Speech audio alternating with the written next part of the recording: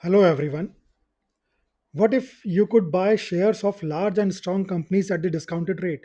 That is the power of OFS, and today I'll break it down for you in simple terms. In this video, I'll explain everything there is to know about OFS. By the time you are done with this video, you will be an expert in OFS and you could use that knowledge for your advantage in an upcoming OFS. Before moving on, please read the entire disclaimer carefully. So, what is OFS? OFS is a mechanism through which promoters or large shareholders of a listed company can sell their existing shares to the public via the stock exchange platform in a transparent and time bound manner without issuing new shares. That is a key point, without issuing new shares. They are different from IPOs. OFS is for already listed companies, whereas IPO is for new entrants. In OFS, the ownership of existing shares changes hands, whereas in IPO, the company issues new shares to raise capital. SEBI introduced OFS in 2012 to help promoters reduce their stake and meet minimum public shareholding requirement of 25%. So why do companies use OFS? What is in it for them? So first and foremost is the regulatory compliance. The um, to meet the SEBI's minimum public shareholding norms of currently, which is 25% for most companies. Promoters also use OFS to reduce their stakes to monetize part of their holdings, but it is not a dilution. This is a key thing to remember.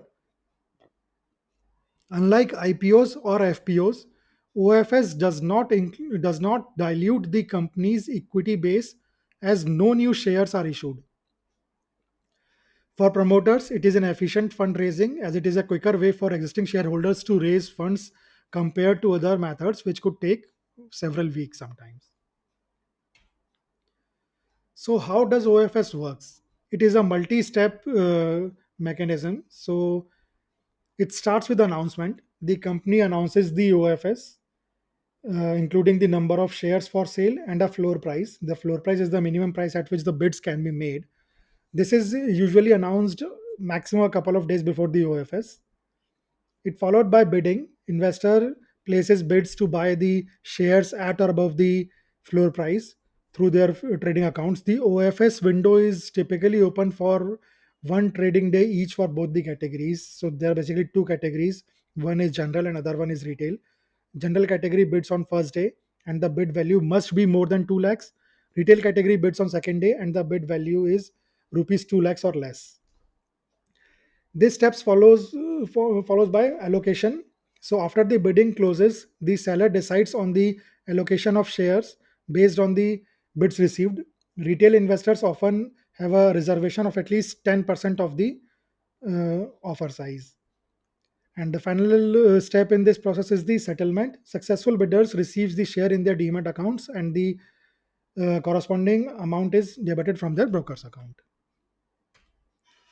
So what are the benefits of investing in OFS? So I see two major benefits. First is discounted pricing, and the second is swing trade opportunity. Sellers generally offer shares in OFS at an average discount of 8 to 10% from market value. So it's a great opportunity for the investors to get the shares of their favorite company at a discounted price. And for those who want to use this as an opportunity for a swing trade, they can do so because investors who got the allocation can sell the shares on the very next day of the allotment. So sometimes even if investor is a participant in say general category and he receives the shares, he can actually sell those shares in the on the next day itself, even when the retail bidding is going on. So it's a great swing trade opportunity. What are the risks and limitations of investing in OFS? So there are quite a few. First is the market price fluctuations. The market price of the shares can go down after the OFS, leading to potential losses, and which was the case in just recently concluded OFS of Mazgaon Dock. Number two is the limited allotment. If the OFS is oversubscribed, retail investors might receive fewer shares than they bid for. The next one is the floor price risk. If the bids are below the floor price, the OFS might fail altogether. And finally is the market sentiment. The success of an OFS depends on the overall market sentiment and the investor interest in the company. So how to participate in an OFS? You need a demat account and a trading account. Once you have that, log into your trading platform and go to the IPO or OFS section. I personally use Zerodha, so I can tell you how it works in Zerodha. In Zerodha, log into the Kite and go to console and corporate actions. Select the ongoing OFS and enter the quantity of shares and the price you want to bid for. The price should be at or above the floor price. Confirm your bid. Now, if you want to change the bid in Zerodha, you cannot modify it. You have to cancel the existing bid and place the bid again. I'm not sure how it works for other brokers. So, this is how you participate in an OFS. So, what is the difference between OFS and IPO? We hear a lot about IPOs almost on a daily basis, but seldom we heard about OFS. So, what is the difference? There are quite a few. First of all, is the purpose. OFS is for existing shareholders to sell, whereas IPO is for raising fresh capital. Next is the share issuance. OFS involves the sale of existing shares, whereas IPO involves the issue of new shares. Next is the process. OFS is a quicker 1 or 2 days process, whereas IPO is a longer and more complex process with regulatory filings and marketing. With the companies have to file DRHP followed by RHP and all those things. Impact on company. OFS does not increase the company's share capital, whereas IPO does. Next is the funds location. In OFS, the funds should be in your broker's account to participate, whereas in IPO, the funds should be in your bank account. And finally, the duration and timing. OFS generally have 2 days duration for bidding. First day is for general, that is more than 2 lakhs, and second day is for retail, equal to and less than 2 lakh rupee value. Timings are from 9:15 a.m. to 3:30 p.m. In case of BSE, it's 2:30 p.m. IPO, on the other hand, has 3 day duration for public after the anchor investment. Timings are from 10 a.m. to 5 p.m. Though this 5 p.m. time is varies from bank to bank, brokers to brokers, and even from mode of payment like UPI, etc. So be mindful about that. The company gets listed generally on the seventh day of the IPO bidding process. So this is a quite a lengthy process, the IPO one. Where can I find details of recent ongoing and upcoming IPO OFS? Now, several financial websites provide that information, but I personally follow BSC and NSE. So here are the links. If you want to watch this space, you can use those links. So generally, if there is an OFS tomorrow, for example, uh, you can find its information today after the market closes on both of these links. What are some interesting facts about OFS? Now, OFS, as I mentioned earlier, was introduced by SEBI in 2012. Since then, there are some quite interesting things that happened in that space. Let's see a few of them. So, SEBI introduced OFS in 2012. Since then, 200 OFS have been listed in NSE, whereas 380 were listed on BSE. So, BSE has a larger share of OFS. In 2015, on BSE, there were 6 OFS till date, and on NSE, 4. Now, most subscribed OFS ever was of Vent India Limited, and it was subscribed 33.63 times. Now, those who are new to OFS but are not new to IPO might think that 33 times subscription is not a big deal. But believe me, it is a big deal in OFS space. You generally do not get subscriptions of that magnitude in OFS. Now, highest ever allotment price percentage for any OFS ever was for Pioneer Distilleries Limited, and that is 290% of floor price. So, For Pioneer Distilleries Limited, the floor price was 10 rupees and the cutoff price went to 39 rupees, 290% of floor price, which is unheard and unseen for an OFS space. Now, there are few complex terms which you might have heard or read in OFS space. So, let me simplify them for you. Bidding period. So, basically, it is 1 or 2 days. Day one is for general category and day two for retail only. Investor type, again, two type of investor: general, which bid for more than 2 lakh rupees, and retail, which bid on day two and for equal to or less than 2 lakh rupees. Methodology, there are two types: single and multiple. Single means all investors in a category are allotted shares at a single uniform price. Multiple, shares are allotted at price bid by each investor if it matches or exceeds the cutoff price. So, for example, the floor price is 100 rupees and the methodology is single. Then, even if you apply for 105, you bid for 105 and the cutoff was 102, you will get shares for 102. Whereas in multiple, if the cutoff was 102 and you applied for 105, you will get it for 105. And if someone else has applied for 103, he will get the same for 103. So that is the difference. Green shoe option. Now, and this is an option to sell additional shares, typically up to a certain percentage, if there is an excess demand. This helps to stabilize price and meet investor interest. I have used floor price multiple times in this video. What is a floor price? The minimum price at which bids can be placed in the OFS. It is set by sellers, for example, promoters or the government in case of PSUs. What is the cutoff price? The final price at which shares are allotted to retail investors, determined after all bids are received. What is the allotment price? The price at which shares are actually allotted to each category of investors may be equal to or higher than the floor price. And what is indicative price?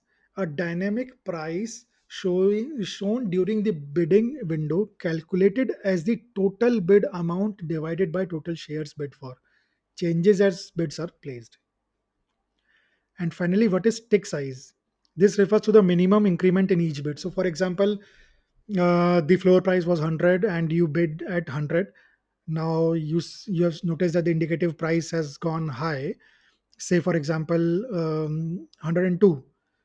And if you want to increase the bid, you can increase it, and the tick size is one. You can increase it by a multiple by a 1 unit. So you can increase it from 100, say for 101 or 102. You cannot do it. You cannot increase it by zero point 0.5. But if the tick size is zero point 0.5, you can do that. So that is the purpose of tick size. Now, final question is: are there any tips or tricks for OFS? There are many, and I'll share all that I know. First, bids on BSC are allowed only till 2:30 p.m., whereas on NSE it is allowed till 3:30 p.m. So all these tips and tricks are my own experiences. So these are the mistakes that I have already committed. So keep track of these tips and tricks, and you might avoid the mistake. Next is, some brokers allow bids to be placed till 3:30 p.m., while some only allowed it till 2:30 p.m. So verify before opening account with any broker. For Zerodha, at least I know that they allow till 3:30 p.m. There can be few OFS which are exclusive to a stock exchange, BSE or NSE. So always check both. I missed Protean OFS, which took place couple of months back because I made the mistake. I check only NSE OFS link, and that Protean OFS took place in BSE only. Also, unlike IPO, there is not much noise about OFS, so you have to watch the OFS space regularly. Next is, if the OFS is BSC exclusive, then even if your broker allows bid placement till 3:30 p.m., the bidding will close at 2:30 p.m. as it's the cutoff time for BSC. Next, main bidding happens in last 10 to 15 minutes, hence be vigilant at that time. So 3:15, 3:30 to 3:30 p.m. is very critical in terms of OFS. Next is, in case you have already placed the bid in general category, then irrespective of whether you got allotment or not, you cannot apply in retail category. If you do, your bid will be rejected at the day end. Again, it happened to me for one of the OFS. I applied first in the general category, and but I missed the cutoff price. The cutoff price actually went over my bid price, so I thought that I should apply in the retail category then. And the price that I've applied was more than the actual eventually cutoff price, and I thought that I will get the allotment, but I didn't, because at the day end I came to know that my bid was rejected because I have already applied for the previous day in the general category as well. So keep that in mind. Another important thing is that the bid is tracked at PAN level, not at the individual broker account level. So do not do the mistake of applying in one category, say for from one broker, say for example Zerodha, and from another broker, say for example Angel One, in the retail category. Don't do that. The bid is tracked at the PAN level.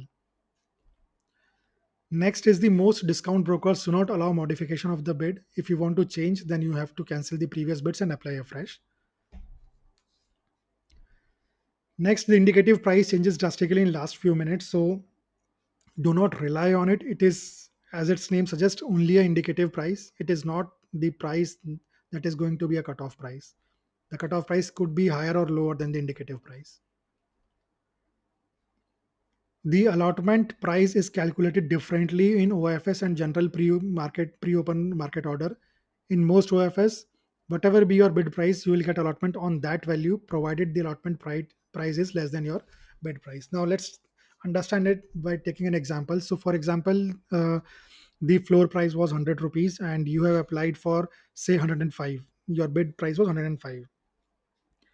Even if the cutoff price is say 102 rupees, you will get allotment for 105. This is totally different from that of pre-open market orders. In pre-open market orders, if the price you see is say for example 100, if you want to buy something there and you placed a bid for 105, but it settles at say 102, you will get the shares at 102 rupees. So that is a big difference between OFS and general pre-open market order, at least in terms, if the methodology is a multiple methodology. If the methodology is a fixed methodology, as I have explained in a previous slide, so then that's a different case. And the final point is, you will come to know about allotment only by late night or early next morning. So do not expect that at 3:30 p.m., as soon as the bidding stops, you will get something. No, you have to wait for several hours before knowing whether you get the allotment or not. So that is everything you need to know about OFS. A simple, often overlooked way to invest in quality companies at a discount. If you have watched this video carefully, you can use that knowledge in the upcoming OFS. Thanks for watching it. Please subscribe to the channel and like the video, and let me know in comments how do you like it. I'll be back with another video soon. Goodbye for now.